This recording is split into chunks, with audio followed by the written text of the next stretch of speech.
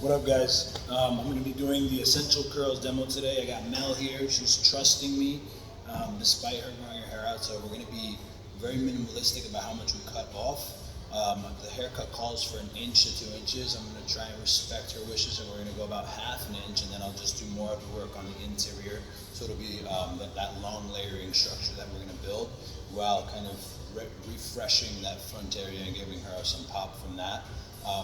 So in the Essential Curls haircut, it's a haircut that lives in between somewhere in the 3A to 3C category, and as you can see with Mel's hair here, she does have a curl pattern that lives in that space. I did kind of rough it up a little bit just to show the expansion of the shape, but typically she does have a little bit more of a ringlet curl type.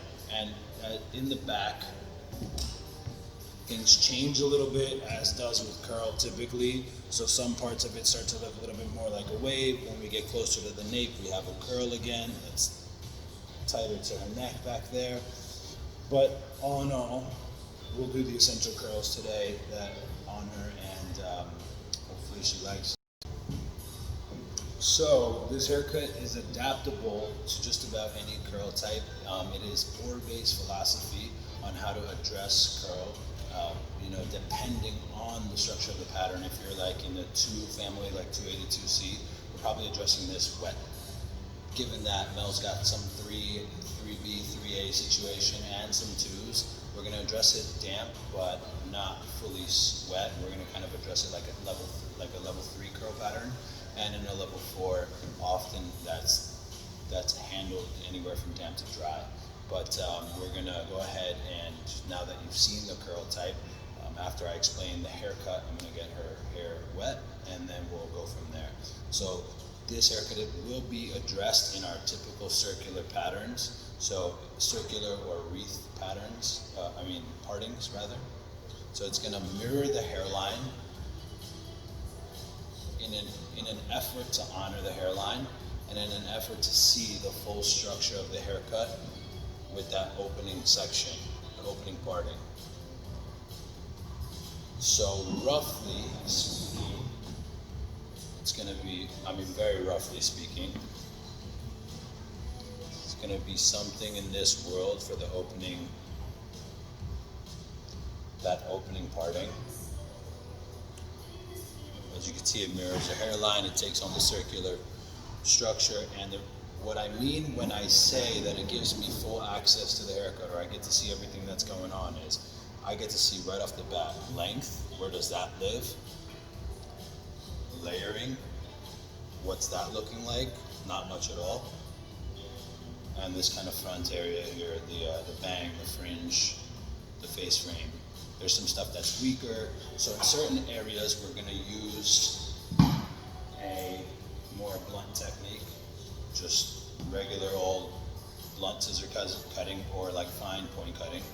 And then in other areas, we're going to use some deconstructive methods to allow the curl pattern to breathe. So it's not going to be a slide cutting, it's not going to be a channeling, it's going to be a notch, boom, boom, out of those different sections of curls where it's heaviest. So it's important to understand both density, how much hair does she have, and thickness of each individual hair strand, and curl type. So these are 3 analyses that you need to make once you decide what it is you're going to do. So I've decided I'm going to do the essential curls cut. I'm familiar with the pattern. Now I need to familiarize myself with the density per square inch and the thickness of each individual hair strand. I've made the assessment that she has. When you see these hair strands, these are somewhere from medium to coarse. A little bit. Let me have you tilt your head down, Mel. I don't know if you can see there, but per square inch, it's like medium density. It's not super duper dense, though the hair does have a tendency to frizz out a little bit. So also the next assessment that you need to make, which I've already made, is what products you're going to use. Let me see if I can get this in the shot. Can I get it? Can I get it? Can I get it? Yeah. Here's my prep. This is what I'm going to work with after I rinse her hair in order to ensure that there's slip in the hair and to ensure that moisture remains throughout the hair while I'm cutting it. Here's going to be my styling. I know that she typically likes like a more wet look, but I don't want it to be too heavy. So I'm going to use my favorite priming lotion in conjunction with Textured Waves. I think that'll be a cool combo because it'll give it like a pinch of crunch, not too much. And lastly, I'm gonna finish off with some impermeable because of the rainy weather today. I'm gonna wet our hair. I'll be back. So here we are, we're back. One of the things that you encounter, the last piece of the equation that you won't be familiar with until possibly after you rinse the client's head, is the porosity.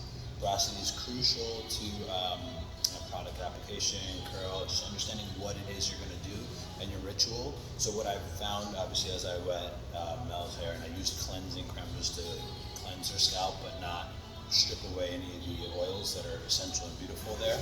And what I realized is she's got about a medium porosity, so it's not going to be, it's not, it's right down the middle. It's a healthy strand of hair. The only thing that we're battling with occasionally will be some frizz. So frizz wants moisture. Moisture comes for me through this guy. This is my prep guy. The run through detangling spray. I'm just going to go ahead and give it a few spritzes section by section.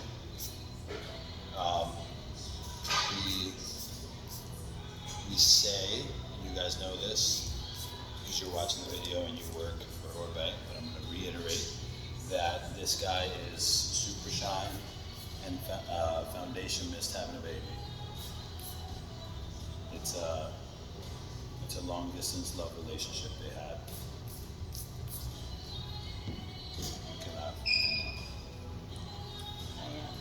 All right. So now that I've got that product through her hair, I personally like to brush through and ensure that every strand of hair is getting equal amounts of love. That's the reason that I like to take fine sections and distribute the product and then brush it through. Also important, I think, as a tool for when you're dealing with curly hair is the right brush. I use a Sheila Sachs extension brush. I think it's gentle on curls, but you can also use a Denman brush. You can use a wet brush, something that's going to be gentle on the curl and not upset it and not rip it out of the head. So now that we've got the hair prepped, section one that we'll take will be our opening circular section, and really that section should mirror the hairline, right? And as the hairline takes its little twists, turns, divots, all that, we too will do the same. So it's not a perfect circle in the beginning, but it becomes a better circle as we work our way up towards the crown.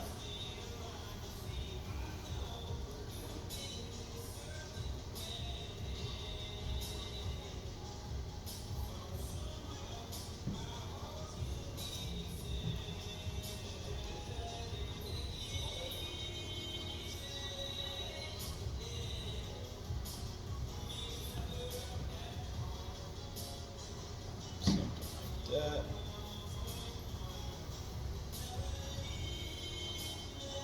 Grab a look in the mirror and for the camera.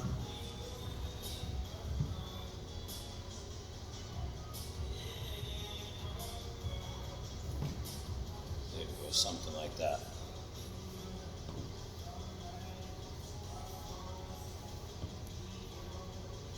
I find that an easier way to get this first opening parting for me is I think about it in two halves. Half of the circle here, half of the circle here, two circles meet, we're Gucci.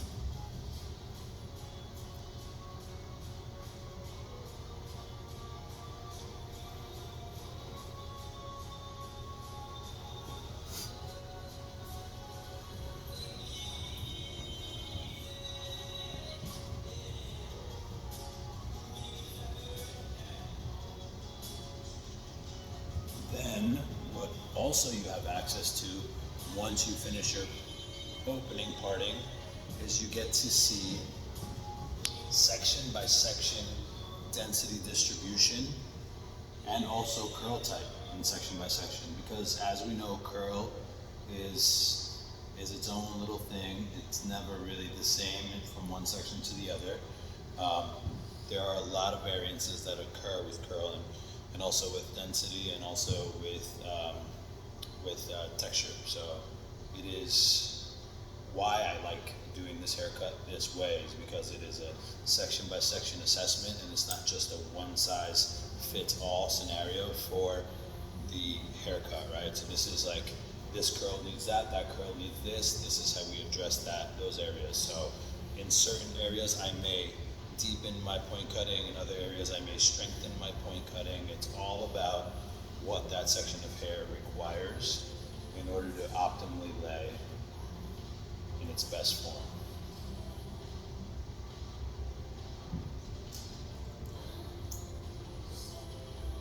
There you go. So we're going to leave from upper recession to upper recession out of the equation. So I'll start by putting that out of the way. And this is going to be our opening section here that we'll address for the cut.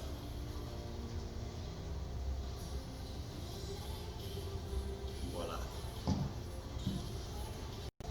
Alright, so here in our first section, what we will see as we kind of pull this hair down is just how much strength is or is not at the bottom of the hair. Let me see if I can pull this further back so you get a clearer view, but here we go.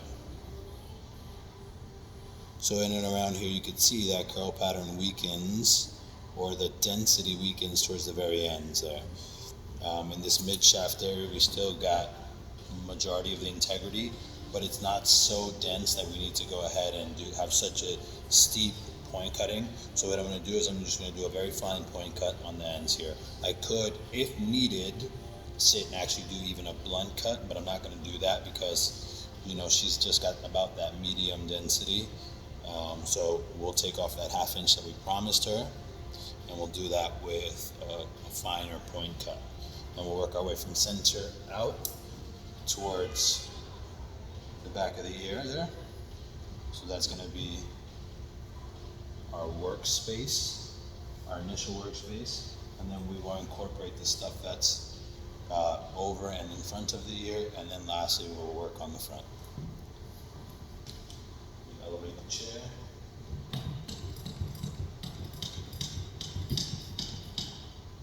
Okay. Another important thing to remember when dealing with curly hair is having the appropriate tension. So you don't want to have so much tension that the hair will spring right back up. You don't want to be pulling your head while you do it, but you want to have sufficient tension that you have all the hairs behaving in a similar fashion. So in this area here, that's why the second knuckle story happens, is because I have less tension here. So this curl pattern is literally not going to get the same response as I'm getting from all of these guys. So just important to think about that as you work your way through. So tension, correct elevation. We will be using elevation and won't be sticklers about 0 degrees. We're kind of just off the shape of the head there. And then just a nice fine point cut. That's all it is. So when we look at that, generally a nice, even, clean shape. And I'm going to work my way to the outside, from center out. And here you can see what happened. There is, hair was pulled out somewhere around here to be addressed on the previous cut. I'm still going to bring it to the flat plane that we're addressing here and build a squared shape in the back.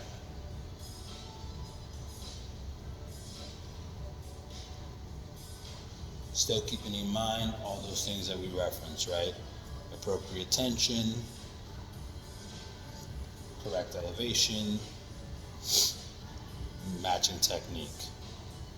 in this opening section here, we don't need, as you see in the interior, we don't need so much weight removal. This guy right here, maybe a little bit, so we may talk to him in a little second. We're gonna see how everything lays first.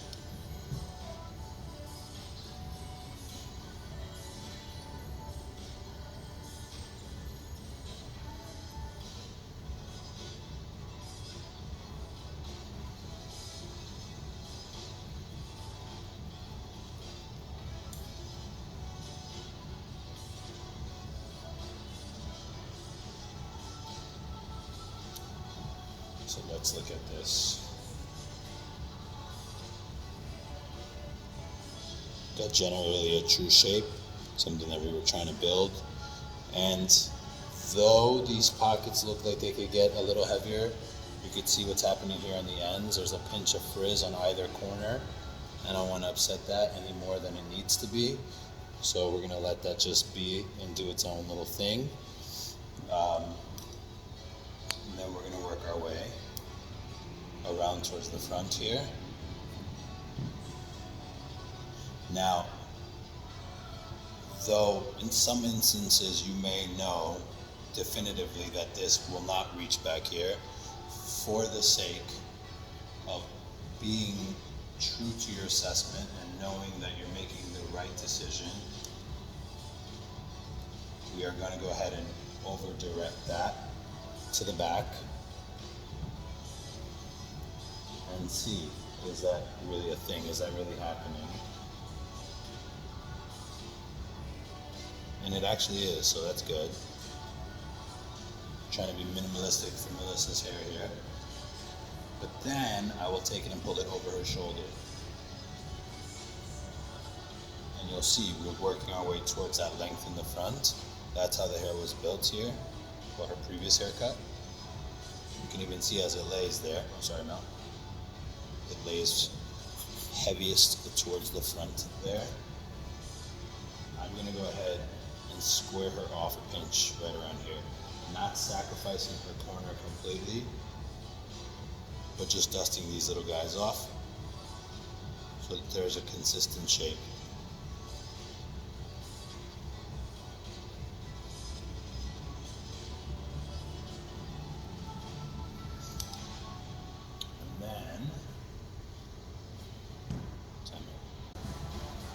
Now that we have assessed, now that we have kind of created that softening of that corner, we will start to use this bit of over direction here. And we'll open up some bars of weight in there using not our channeling technique or not our sliding technique, but using our notching technique. Now notching, the difference between notching and channeling. When we channel, we're working through a section of hair, doing this guy. Thumb's always moving, so as it's moving through this section of hair, it's boom, boom, boom, boom. Thumb's always working. In notching, it is a definitive snip. So there's a point at which the hair very definitively stops. It's almost like a blunt cut, but the reason we're going to use that is to go ahead and create bars of aeration in the hair so that the curl can awaken a little bit where needed. So we're going to go ahead and throw a little guy in here. 1, 2, she doesn't need a ton, so I'm going to do 3 guys. And I went about mid-shaft on it, maybe 3/4 shaft, and that's what that little bar looks like. So it doesn't need to be major to have an impact. And I'm just going to go ahead and dust these guys off with this kind of sectioning that I'm using here. So I'm not pulling flat to the head, to her body again. I'm kind of elevating so as to kind of build a relationship between the fringe area and this face frame situation that we got going on here.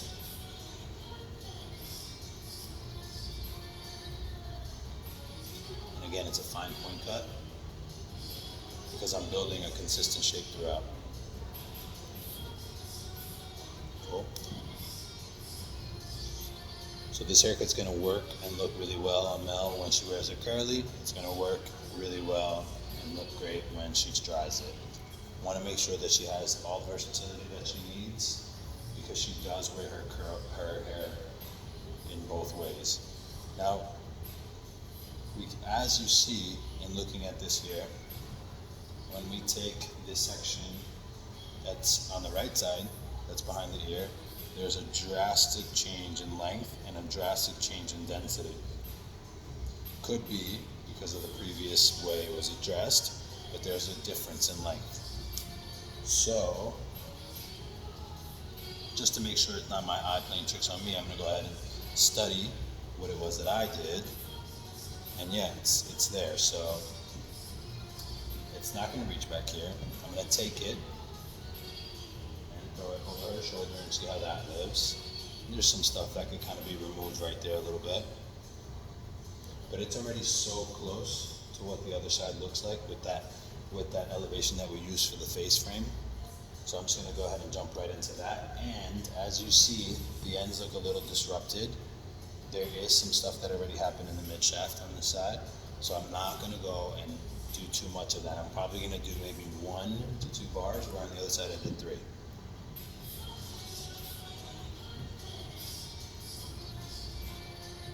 So let's strengthen that.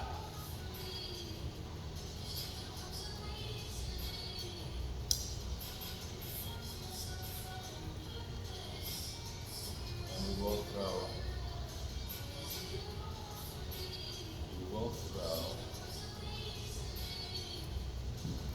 2 bars. Again, it's shears in and no sliding, just cut. In that area right there, you can see it's like way more dense than the rest. So it just gives us a balancing of the density, and that's what we need. The last section here that we'll deal with is the front, or the fringe, or the face frame, or the bang, or the whatever you want to call it. And we're going to use the same principle of elevation of the head shape, foaming off of the head shape. And we're going to look and see what we've built, or what has been built. And again, in keeping with what we've been saying this whole time, just dust it. We'll remove a pinch, we'll put maybe 1 or 2 bars in there too, but just kind of really sticking to that half-inch idea. And I'm being really deliberate about my fine point cutting on this one. Where there has been previous weight removal, it's nice to be deliberate and build structure back in, because often when curly hair is cut, it's cut to be completely deconstructed. So occasionally you want to add structure back in. In this instance, I'm adding some structure back into Melissa's hair. And here we go with the bars. 1 guy, 2 guys. It's all the guys we're going to put in there. Now before I move on to the next section, I'm going to go ahead and just start my styling a little bit ahead of time. So let's get some priming lotion. And like I said, we're going to layer the 2. So we will use priming lotion for its moisturizing properties. It's got the avocado, the jojoba, all those beautiful oils in there, and those are really great for dehydrated hair. Her hair still has a little bit of moisture in it, so I'm from the the run through. So I'm using the run through to help in the distribution, but I won't put the textured waves until the end, once everything is done. And I'm just doing that because that's how I roll.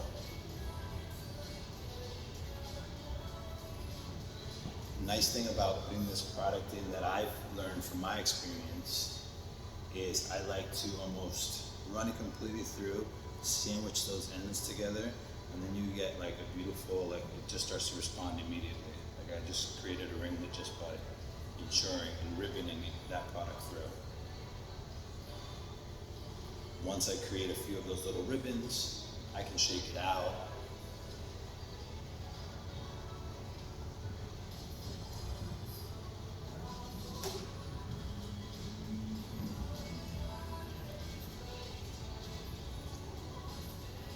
And you can even see I still have some product left in my hands.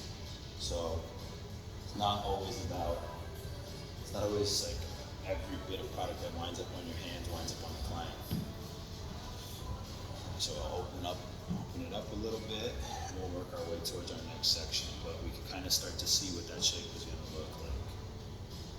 I cut off like 10 inches already. Mel told me that I'm in trouble if I cut too much off. Alright, so we're going to work our way up now, again, in these circular sections, or wreath sections. So the next section, and the thickness of your section is largely also based on those things that we analyzed in the beginning: density of hair, texture, thickness, all that. Well, porosity not so much, but porosity is more about how you're going to handle the hair.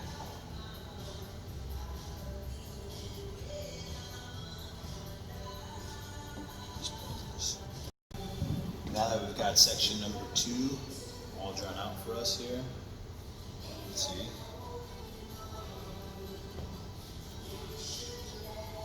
It's just a continuation of that there. Can you see that?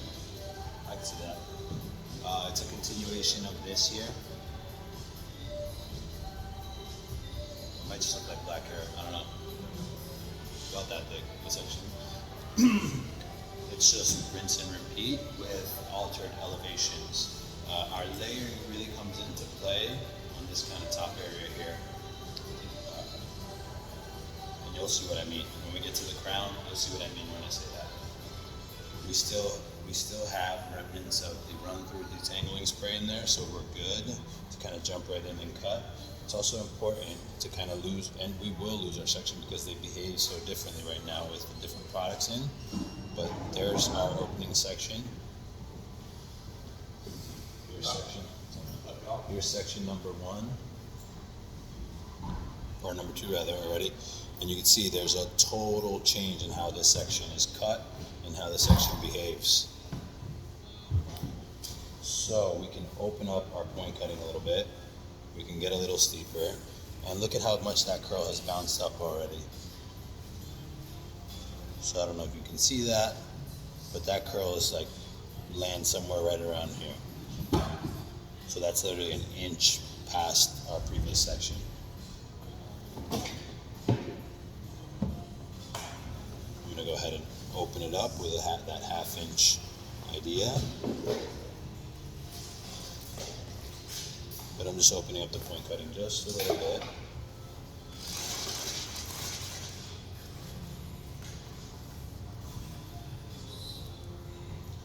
And again, same thing.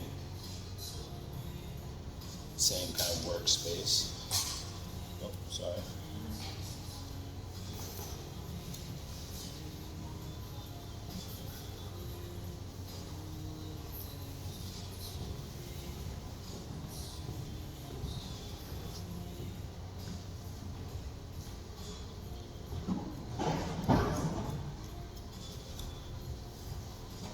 And quite honestly, we can use a little bit of opening up with some notching, so we will do that.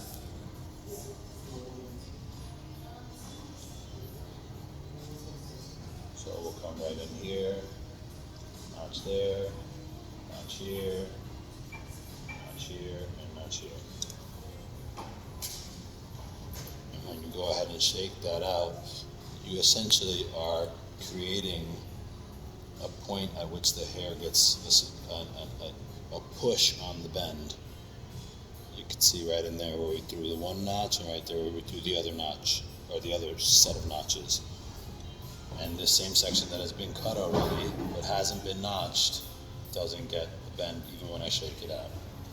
So we'll go ahead and do that there. And this area right here is really dense, so it's dense and it's not frizzy, so we can adjust that a little bit more there.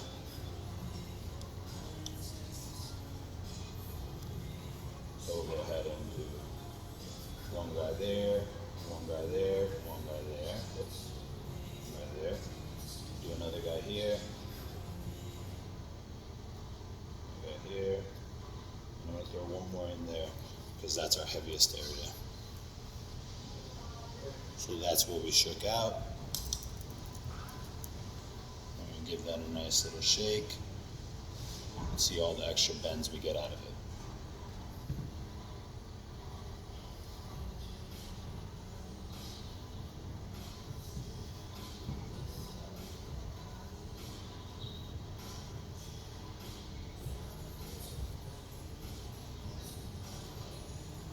Right in there. Again, you can see that it was just cut a bit up on an angle here, so maybe this side was pulled to the front or something different, but this kind of right side just was cut a pinch shorter than the left side. You can even see there. So I'm not going to go as heavy on this corner with that idea of the notching.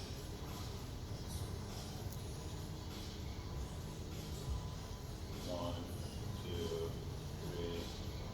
And again, these are very definitive snips that I'm making. So the shear is closing all the way through.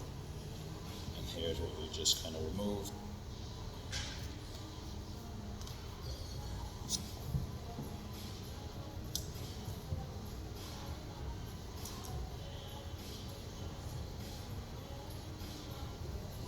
Fringe area removed. It's like that upper recession to upper recession. We will take this and just over direct it again. Make sure that we are kind of squared first before we go over that shoulder.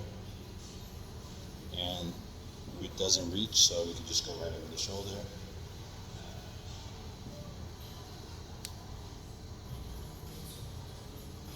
A little bit right there.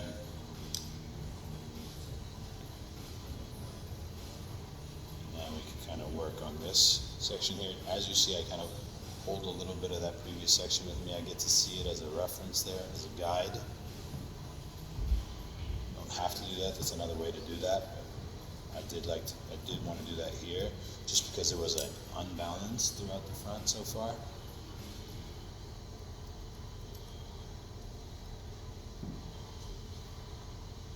And just to make sure that I'm not notching on anything that I don't want to be notching on, I'm going to go ahead and make sure that my section is clean. Pull it forward and open some stuff up. One guy, two guys, three guys.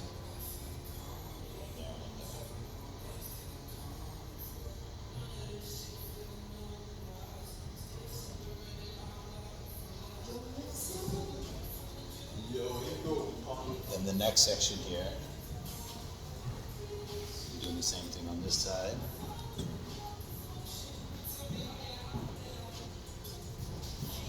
I already know that it doesn't reach, but I'll still grab it up. You know it doesn't reach there. And the next area I'm going to look at is that right there. And it does make sense there. I'm going to cut past the second knuckle, I'll just reload.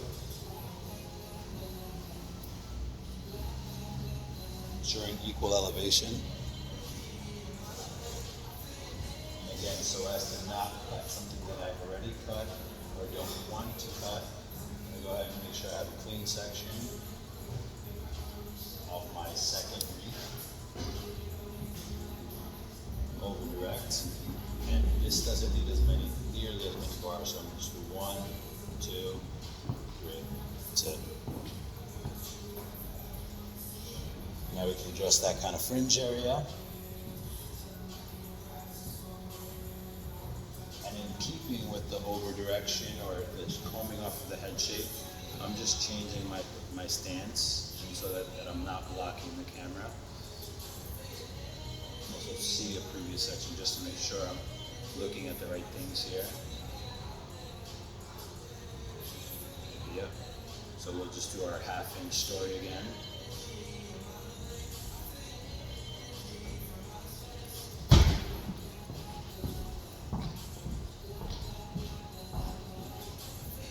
And then do 3 bars. I'm not going to go so deep in it. 1, 2, 3. Looks pretty good to me.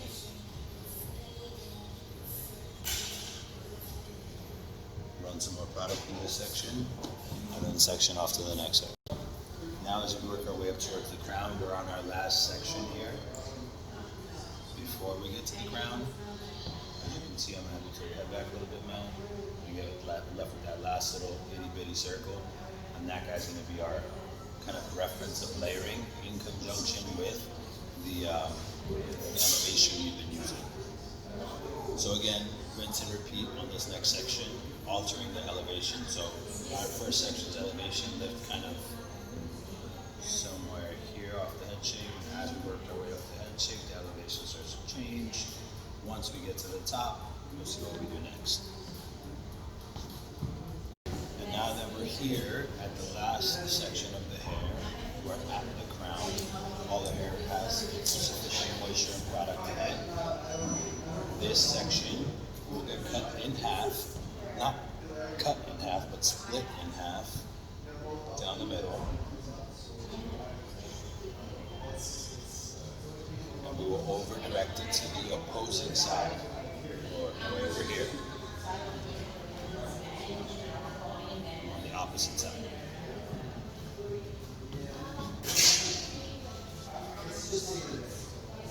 I can take some of the section underneath and for it, some of the section for that on the either side as a reference point of how to connect the dots.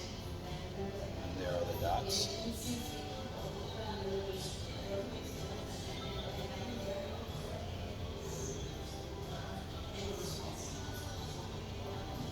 Just go ahead. That's not with a point cut.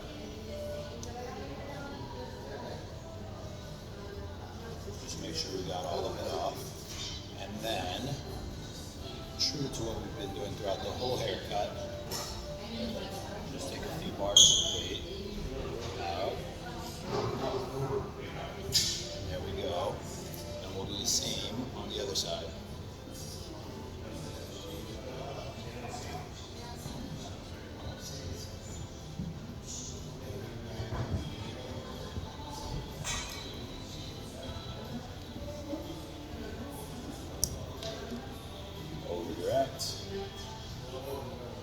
Little points of reference there. That looks messy. Okay.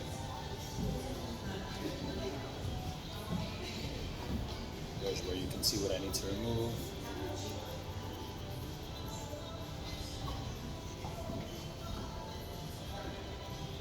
And again, we'll do our bars of weight.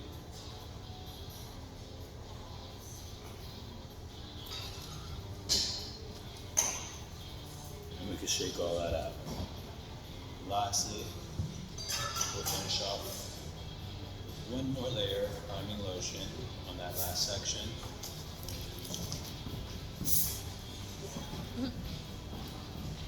Thanks, Paul. And for my, not cocktail, but my layering that I promised, we'll throw a little bit of matte waves. I called the textured waves earlier, it's matte waves. About 5 pumps in my hand.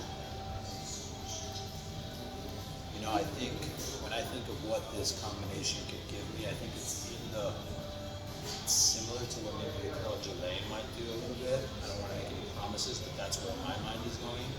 It's just going to be a little different for her hair, specifically because in her instance, we want something that's not gonna be heavy, and though the gelée is not heavy either, I just feel that this combination might look a little better for Mel's hair. So from here, the next thing to do would be diffuse. I'm gonna take a little video diffusing, but the story with diffusing is don't touch it. Set it in the shape that you want. Go in and create your kind of like little bits of ringlets and stuff. Low heat. High heat, low pressure, and just work your way around the head. Take the other hand, put it behind your back, as Gardner said, and just work your way throughout the whole head and get it nice and dry, probably about 80%, and then let nature do the rest. I'll show you what that looks like when it's done. All right, now that the hair is dried and it still has about maybe 10% moisture in there, I'm I'm gonna let the rest happen throughout the day, but you can see we really awakened the curl pattern, brought a lot of it back to life. And last bit, as promised, it's a rainy day. I'm gonna use some impermeable throughout the haircut. Just anti-humidity, protected, and a very light hairspray.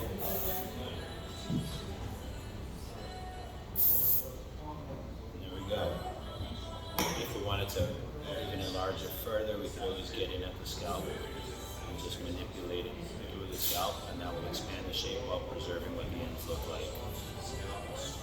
That's my take on those essential curls. Thank you.